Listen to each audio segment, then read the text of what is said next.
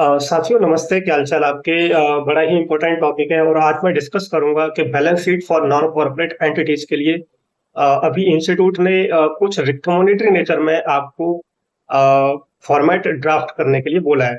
अब ये कब से इम्प्लीमेंट होगा? आपका फाइनेंशियल ईयर 24-25 से है। अब इसमें देखा जाए तो हालांकि सेंट्रल गवर्नमेंट के पास पावर है सेक्शन 133 ऑफ कंपनीज एक्ट में कि उस वो नफरा जो एक इसकी एजेंसी है उसके थ्रू ये गाइड कर सकता है कि आपको नॉन कॉर्पोरेट एंटिटीज के लिए किस तरह से हमें फॉर्मेट को बैलेंस शीट का हमें ड्राफ्ट करना है। अब बात आती है कि नॉन कॉर्पोरेट कौन होते हैं। इसमें आपके एचयूएफ भी कवर हो सकते हैं, इंडिविजुअल भी कवर हो सकते हैं, ट्रस्ट भी कवर हो सकते हैं, सोसाइटी भी हो सकती है, पार्टनरशिप फर्म रजिस्टर्ड भी हो सकती है, अनरजिस्टर्ड भी हो सकती है आपकी।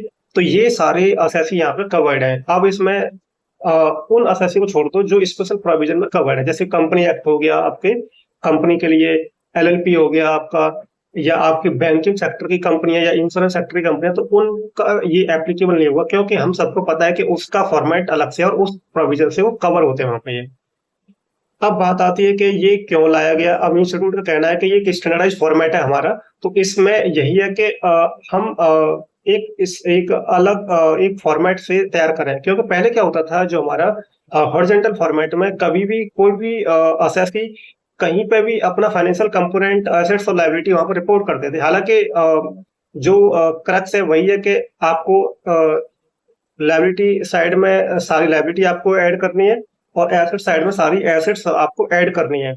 बट देखा क्या जा रहा था, कई सारी ऐसी चीजें होती थी कि वहां पे कुछ डेटा ऊपर नीचे होता था तो समझ में थोड़ा टाइम लगता था ये।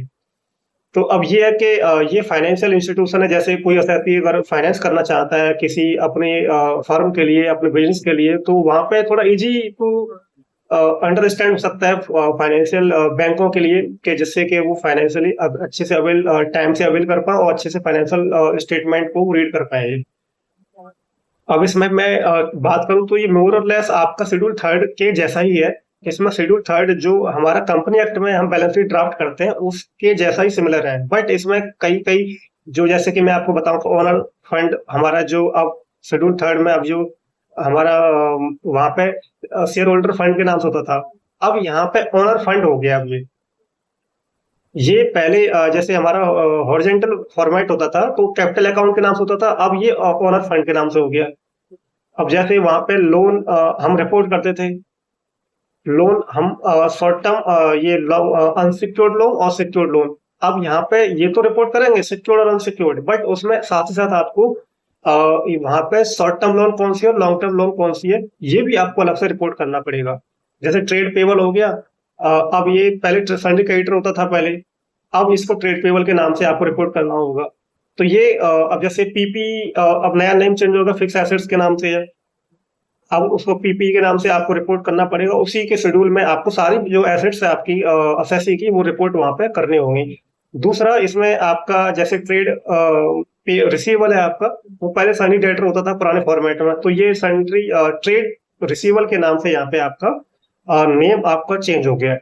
अब इसमें कई सारी ऐसी चीजें हैं, वो आपको टेक्निकल गाइडेंस अगर आप स्टडी करोगे, बहुत सारे इसमें डिटेल गाइडेंस पढ़ोगे तब आप समझ पाओगे। बट मैंने एक रफ आइडिया बता दिया कि ये आपके कंपोनेंट चेंज हुए हैं और ये फॉर्मेट आपका शेड्यूल थर्ड जैसा ही है, मोर और लेस आपका। अब जैसे सेल्स हम रिपोर्ट करते हैं कि सेल्स या कितने, अब वहां पे पीएनएल में जो हमारा अब जो नया फॉर्मेट है उसमें रेवेन्यू फ्रॉम ऑपरेशन है, तो वर्ड तो वही है ना सारे शेड्यूल थर्ड के। अगर आप शेड्यूल थर्ड पढ़ लोगे तो आप समझ जाओगे कि ये यहाँ पे आपके फाइनेंशियल कंपोनेंट हमें यहाँ पे रिपोर्ट ऐसे करना है। बाकी के सर ऐसा कोई जरूरी नहीं है कि ये आपको फॉलो ही करना है, बट हाँ आईसीआई ने रिकमेंड किया है कि आप ये इस तरह से फॉर्मेट बनाओ और इस तरह से आप बैलेंस शीट फाइनेंशियल ईयर 24-25 से ऑनवर्ड आप ये तैयार करो। ये अब ये बेनिफिट ये हो सकता है कि एक जो फाइनेंसर होते हैं जो लोन प्रोवाइड कराते हैं असेसी को, उनके लिए इजी टू अंडरस्टैंड हो जाए कि हाँ इस तरह से फॉर्मेट हमें रीड करना है। बाकी सर कुछ और डिटेल आपको समझना है तो आप इंस्टीट्यूट की वेबसाइट पर अगर वहां पे जाओगे तो वहां पे आप अच्छे से एक टेक्निकल गाइडेंस के नाम से एक बुक्स है, तो वहां से आप परचेज करके भी पढ़ सकते हो वहां पे। Thank you friends, thank you very much.